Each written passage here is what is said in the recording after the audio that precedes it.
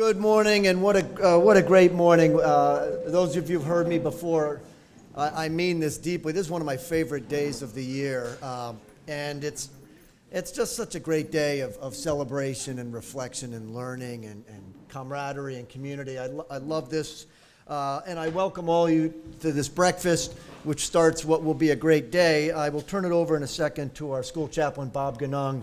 Let me just tell you about a little bit how the morning works. He'll offer a prayer of reflection, and then the Aramark staff will bring tables forward. We'll enjoy each other's company over breakfast, and then we'll have a real treat, and that is the gospel choir will sing a couple pieces for us, and of course we will hear from Senator Hartley, which is going to be just a great honor. So to all of you, I welcome you, students and faculty, to great leaders in the community. I think one of the things this day does, it reminds us that a great school and a great community, Watertown and Waterbury, is keenly interested in developing partnerships and friendships. And we couldn't do the work we do here if it weren't for the support and those friendships from all of you leaders that are here, from churches, from the civic leaders, political leaders, leaders in law enforcement and fire. So to all of you, welcome to Taft, and I hope you have a wonderful morning.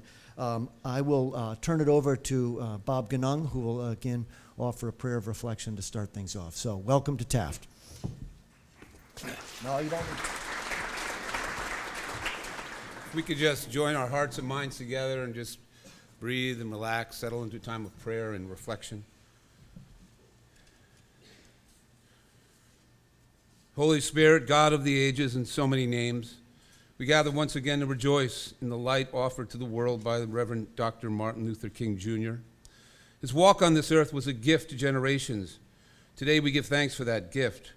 But we know that we are called today not simply to rejoice and be glad that such a man was given to us for a time, but rather to heed the calls he made to us, the same calls that reverberate now as they did when he was alive, and the same calls you have made time and time again in a voice of justice that calls us throughout the ages.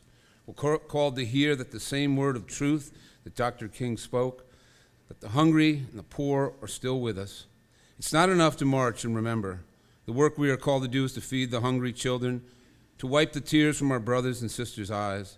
It's not enough to sing a joyful song. We must also build the houses that will give shelter to every man, woman, and child, and allow them full security and dignity. We're called today to be reminded that we are not to judge one another by the color of our skins, but by the content of our character. In a world where our families are knit ever more tightly together, past old ideas of color and race, we know that the tyranny of fear and hatred still exists in our hearts.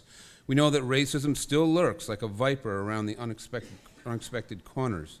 And so we gather today to renew our promise to one another, that we will be vigilant, we will be warriors and peacemakers of a new world, a world that is always dawning, the kingdom of God, which is always at hand among people who work and pray and give thanks together.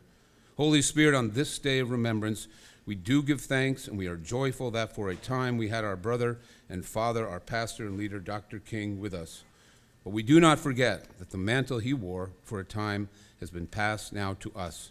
To each of us here gathered, in our faithful struggle and in our generous witness to a better world becoming, that we may make our most powerful prayer of thanksgiving. Thank you, gracious one, for this day and for all our many gifts. In a spirit of remembrance and a spirit of gratitude and hope, we set forth once again with your guidance and strength to make the world anew. Amen. And so let's have the gospel choir come forward. Mike, can you bring them all forward? And he guaranteed that they would raise the roof. So would you please welcome the Taft Gospel Choir? First song is an original song that I wrote. It's called Let Freedom Ring.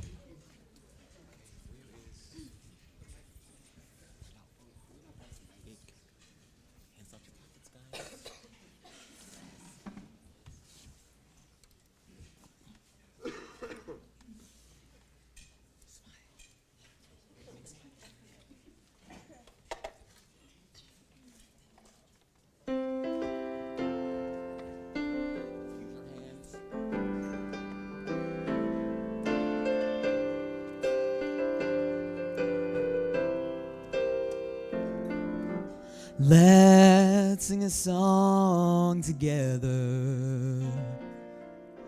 Let's join our voices as one. We can break chains of division. There's so much work to be done. People, our song can't stay silent.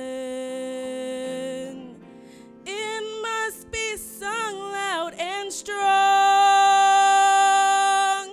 Let us all ring bells of freedom, and let them ring all day long. Let freedom ring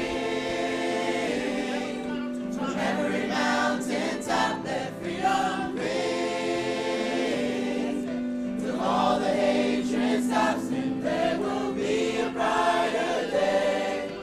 Love will find a way. Let freedom bells ring.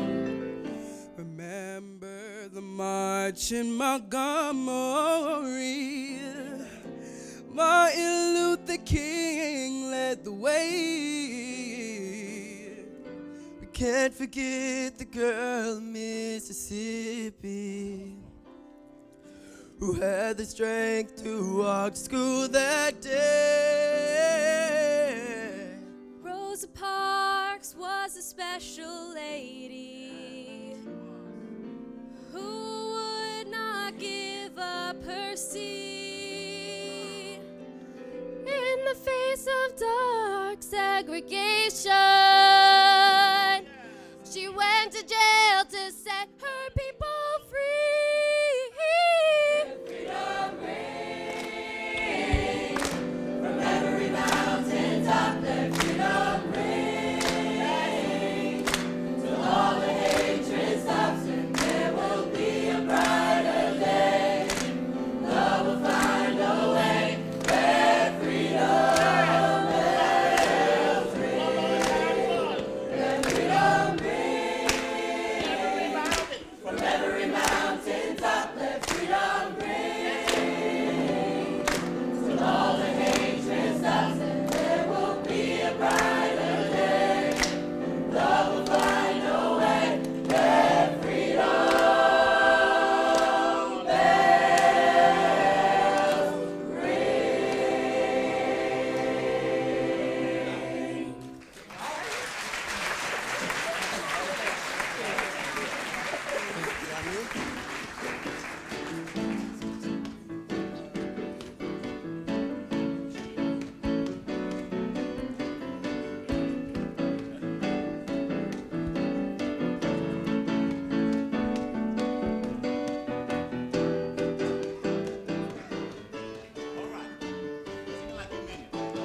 Through the storms of a night, come raging, I'll be with you. I'll be with you, that's what he said.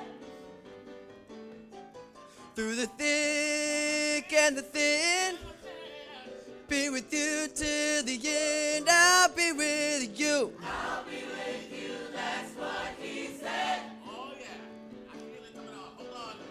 Hold on. Hold on. Hold on. Hold on. Hold on. I'll be with you. I'll be with you. That's what he said. Through the storms of a night, come raging, I'll be with you.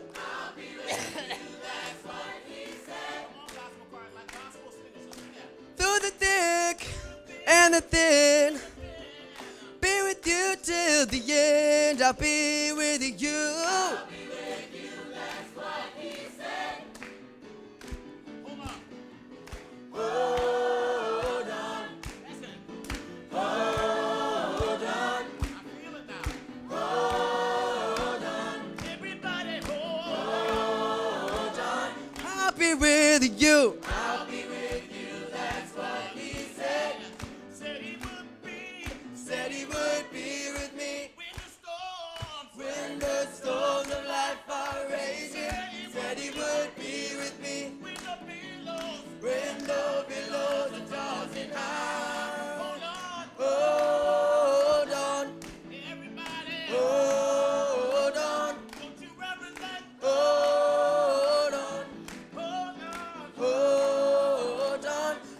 be with you. I'll be with you. That's what he said.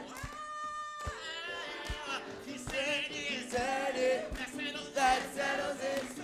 Said it. That settles it. Said it. That settles it. Said it. That settles it. Said it. That settles it. Said it. That settles it. Said it. That settles it. Said it. That settles it. I believe it. Put your hand together. That settles it. Stomp your feet. That settles it. Raise your hands. That settles it. Hold on.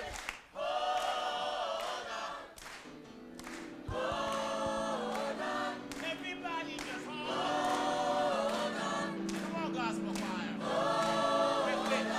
I'll be with you. I'll be with you. That's what we. Come on.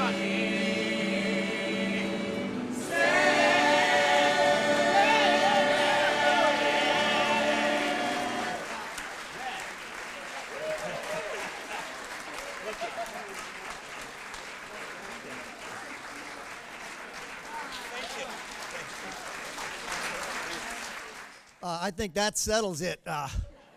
Wow. Hey, well done. Thank you. That was.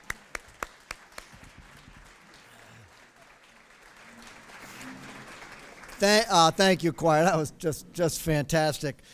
It is, as I said in the beginning, we are in the presence of some great leaders in the area, and one of them is our keynote today. And Joan Hartley is also a past parent, and she walked into this dining hall this morning and reminded me she hadn't been here since her daughter Brooke graduated, and there's some faculty in the room who remember Brooke fondly. And she was just an incredibly energetic and bright young woman, now going on to law school. So I think at one level it's just a proud mom who's coming back, and with good reason. But Joan has also, in my mind, done something that I think matters so much for all of us at Taft. We're a school that believes in service, and she has devoted her life to public service. There are so many ways to serve, and obviously I think our nation at the local and national level, state level, need great leaders. That is, men and women who simply want to serve, make the world better. And she's done that. She's done that as a representative and as a state senator for really her entire adult life. And I think we're really lucky both in Waterbury and also in Connecticut to have someone like her. She has led in areas of women's health. She's led in areas, particularly in Waterbury, about combating the food deserts that so many urban areas have. She's been a remarkable leader. She's engaged and she's committed. She's energetic and she's passionate. And it's a real honor to invite her back and to have her speak to us today. So would you please welcome past parent and state senator Joan Hartley.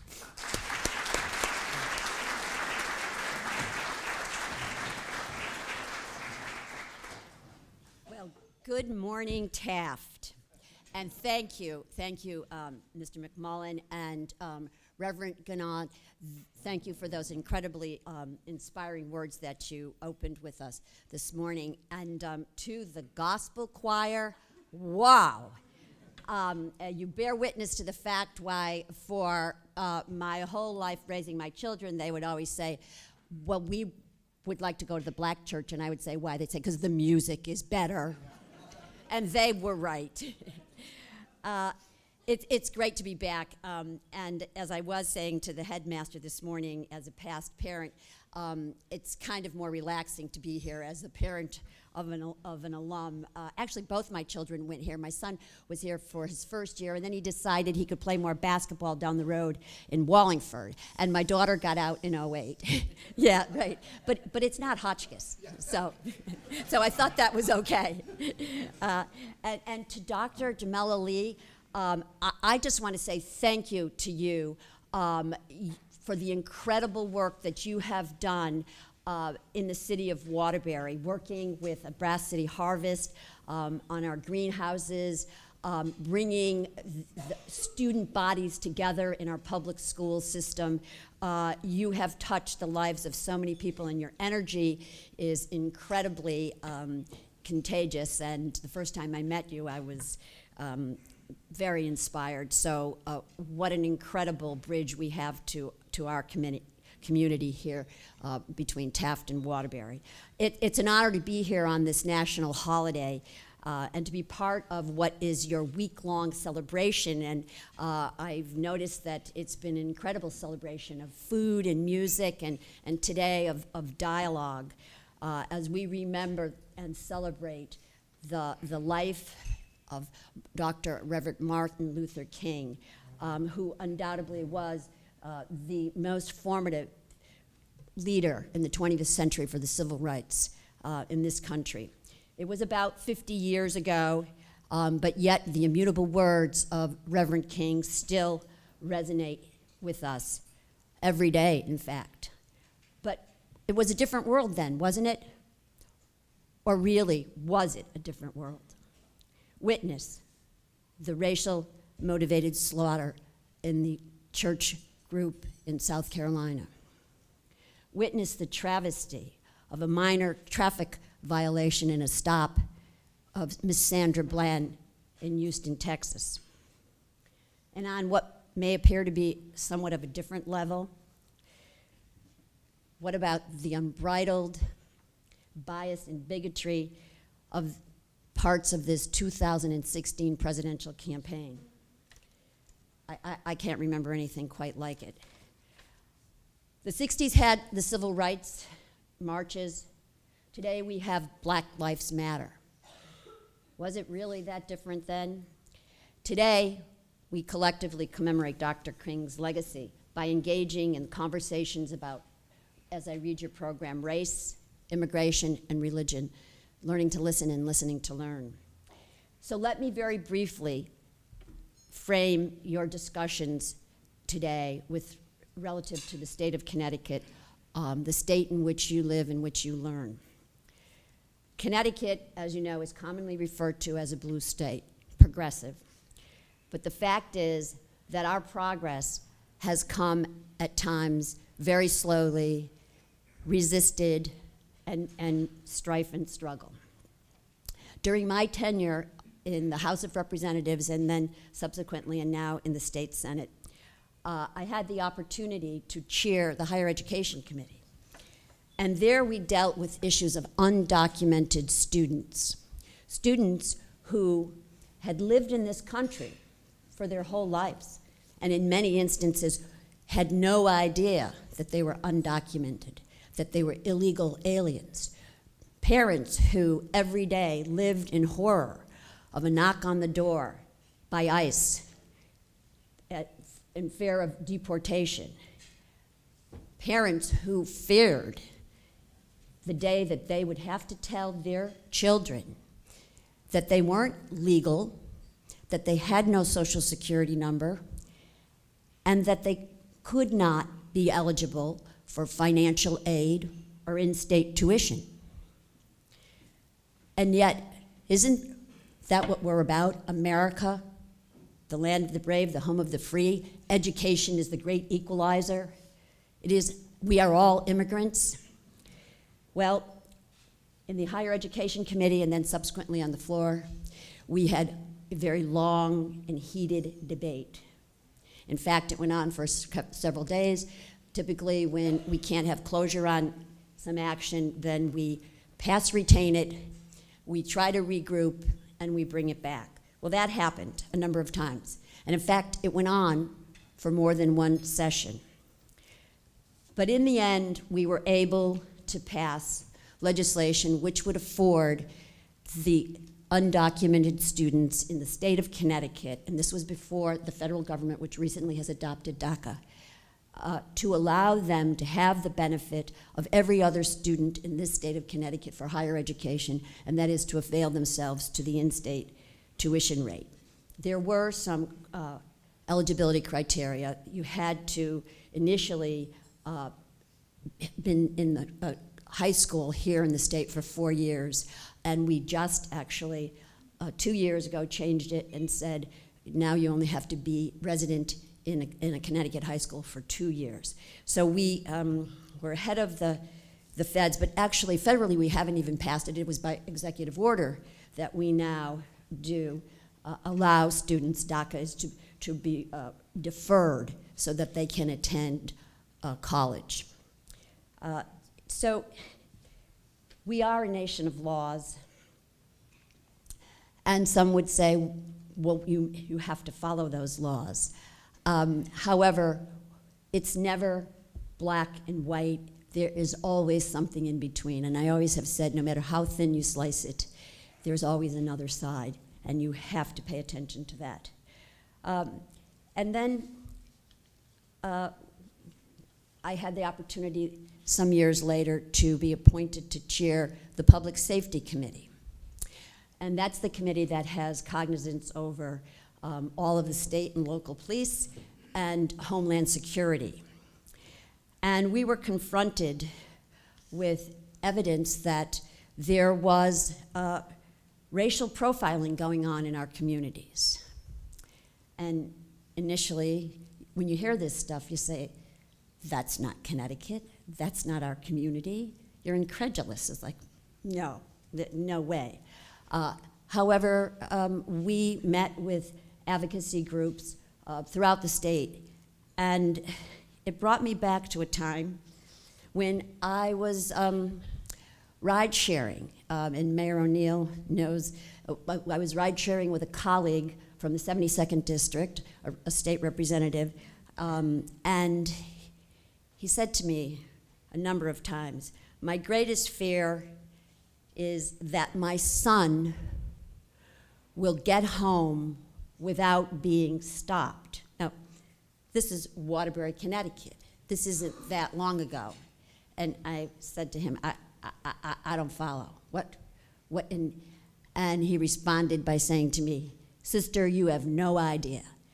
And years later now, his son is grown, he's a professional, and he doesn't have that fear anymore. But to think and to have to worry that your son, who is just coming home, driving his car as a young adult, obeying the laws of this country, this town, would be randomly stopped. But it was true, it was real. So as a result, we now require in the state of Connecticut, and by the way, without a lot of resistance to this, that all of our local PDs record race for all traffic violations and then send it and report it back to the state, the Department of Public Safety, so that we have a read on these kind of things, so that we have a fail-safe, that we would know if something of this sort is happening. And to date, we think it's working. We hope it's working. And so that was what, my immigration story, my race story. Let me tell you my religion story. And this is one that you talk about learning to listen and listening to learn. I was a very new state representative representing the 73rd District in the city of Waterbury. It was home, and it continues to be home, to the largest Jewish population in the city of Waterbury. And in fact, today, we now are home to a yeshiva school in that district and to a number of synagogues. We were on the floor of the House, and before us was probably the best description for an involved legal proposal was a hate crimes bill. And the question was, should we increase from misdemeanor level to felony level offenses involving the desecration of religious property, the deprivation of equal rights based upon race, religion, bigotry. It was a very emotional debate. And this, too, was a very long debate. And in fact, it went over a period of several days and even extended through a greater part of that particular legislative session. I was a young legislator. I thought I really had the pulse down of my district. And I went through the debate, I participated in the debate, but I was not convinced that we needed to change the law. I did feel that there were laws on the books for such things as vandalism. And I felt that after this long debate, after this back and forth, clearly was sufficient. After all, it was almost the year 2000. This is the state of Connecticut. We are civilized, decent people. Who would engage in things of this sort? Not here. Maybe we could read about it someplace else. Not here. So the bill was called, it went to a vote. It failed by one vote. You can imagine, I did not support it. You can imagine my horror when several days later, at about 6:45, I got a call from the rabbi who was my neighbor. And he said, "Joan, would you be able to meet me down at the synagogue on Cook Street?" There's a synagogue right around the corner from my house. And I could actually see part of the synagogue complex and looked out the window and I said, "Yeah, sure, I'll be there." And as I rounded Roseland Avenue down onto Cook Street, you cannot imagine how I felt when I looked over at the gorgeous synagogue and the gold dome that was graffitied with 4 or 5 swastikas. I think that the mayor may have been the police chief at that time or close to it and probably recalls this. Large swastikas on the peak of the gold dome of the synagogue. I was completely dumbstruck. Lessons learned the hard way. Who could have done this? What is the mentality of this kind of an action? And so it's a day I will never forget. We did subsequently bring the bill back. It did pass, and in the state of Connecticut, those kinds of acts are now felony crimes.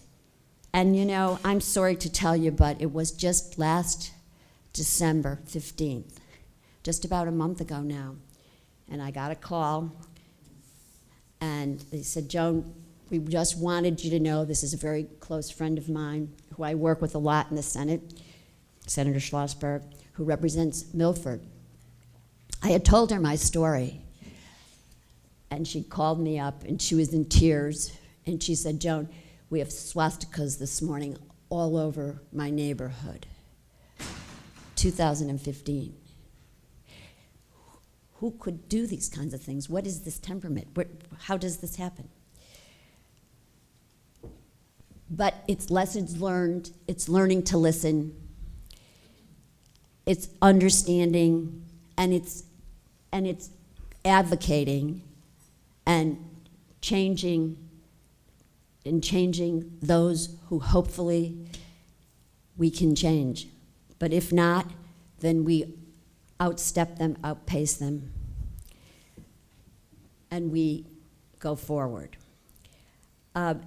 You've asked me also to just mention about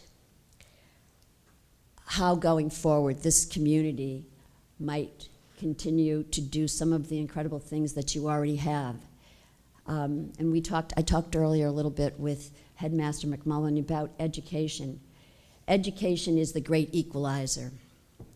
And there is one day in the United States of America where it does not matter what's in your bank account, where you live, where you come from, because everybody is equal. Everybody is on the same foundation. That's election day. Everybody has the same vote that the other person has. And it is so important. And it is not to be overlooked. And always, if there is someone who says, oh, but it doesn't matter, but my vote doesn't count. I started in this business on 2 votes. And that day, and in Waterbury, we stand out at the election polls. Some towns do it differently. And it was the worst day. It was freezing cold. It was sleeting, snowing. Everybody else had left.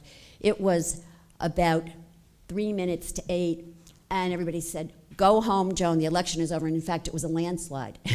I'm a Democrat, the Republicans had won. We knew that anyway. They said, go home. You're wasting your time.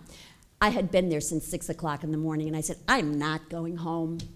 And around the corner at Carrington School, the old Carrington School, a car came almost on 2 wheels, and a young fellow jumped out, and he was so distressed and said, I wanted so bad to vote in this election. And I said, well, you got 1 minute, run, I'll watch your car. So he left the car door open, the engine running. It was almost in the middle of the lane, and ran down to the long sidewalk there on Carrington School. And he turned around and looked back and said, what's your name? And I was very happy to tell him. And then the monitor came, locked the door, and he voted. About 5 minutes later, he came out. He was the last person to vote, probably in the whole district that day. And his car was still running. I stood there, and no one had come by. No one bothered the car. And he said to me, I don't know who you are, and I don't know what you stand for, but I just voted for you. Well, thank you. Thank you so much. And then that was the end of that day. And of course, then the election, because it was a presidential election, presidential years, obviously a greater voter turnout. It wasn't until several days later, actually, that all the votes had really been counted and tallied. And unbeknownst to me, I went back to work and said, I got to stay with my job. I'm going to be fired here. So I got a call from the town clerk, and she said, you got to come down. We're having a recount in your district. And I said, well, it doesn't matter. I don't care. It's over. No, you have to be here. So I went down. Anyway, long story short, the election was subsequently recounted 3 times, once in court, because there was a change in the legislature from actually Democrat to Republican, and it was a terrible fight. It wasn't about me, it was about my seat. But anyway, it was recounted. But shortly after that, I got a call one day, and my election was still in flux because they were fighting about, was it really 2 votes or was it not? And this young lad on the phone said, Joan Hartley? And I said, yes. And he said, I own you. I said, what? I own you. I'm the guy who works in Shelton, who came by, who went in and voted, and I changed your election. And of course, we became great friends. But I will tell you, to this day, I still meet those 2 votes. They could have been you, they could have been you, they could have been you. There was the elderly woman who had just gotten released from St. Mary's Hospital, and her doctor said, bring her home. She insisted that her husband drive her to the polls at Bunker Hill Library, and she went in and voted for me. She subsequently told me the story and how much ownership she felt in my election. And then there was the young student from Yukon who had neglected to send her absentee ballot back. And her father drove up to Storrs, Connecticut, and drove back down to Kingsbury School. And she voted, and she told me her story. And so remember, going forward, that your vote always counts, your participation always counts, and so do others, and bring them along with you. But I will leave by giving you an open invitation, I'm sure as Mayor O'Leary has done previously, an open invitation to come into our incredible city, a city of rich tradition, and deeply diverse. And to march with us at the WOW neighborhood when we're marching against gun violence. To come in to our community court and witness what we are doing to try to stem the flow of human trafficking and prostitution. And then come during the month of February to our Black History Month, and come to the Mattatuck Museum for our events, which are so rich. And we do have a little bit of gospel singing too, although the competition is pretty tough in this room. And then lastly, in May, we have one of the most incredible events on the Eastern Seaboard. It's called The Gathering. And The Gathering is a coming together of every nationality you could possibly think of. And there are well over 50, 60 countries represented whose flags fly on the front of City Hall for several weeks before that. And it starts with the most incredible parade of floats and demonstration of ethnic heritage and pride, and ends up in a celebration at Library Park. It is a microcosm of the world. It's a great event. It's in early May. Mark your calendars. It's an open invitation. Please come. And briefly, on a broader level, to all of you students, what can you do going forward? Think about public service. Think about the Teach for America program. There are many Taft graduates who have gone into communities and made such an incredible difference, reaching children in a whole different way. Think about being a public defender. Think about being a child advocate. But always remember the words of Martin Luther King: what you do for others, you do for yourself. Thank you very much, and congratulations to you all on this wonderful event.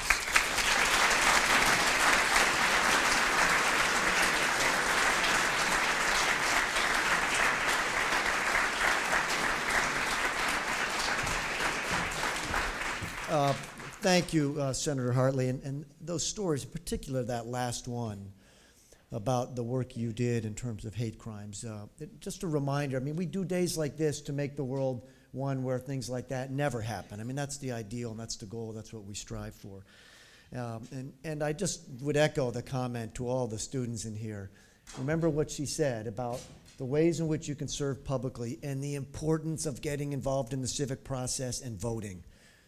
I hope that when you turn 18, you recognize this is a really, really big day in my life, because I will get to ensure the peaceful transfer of power in a democracy, and not every nation in the world gets to do that.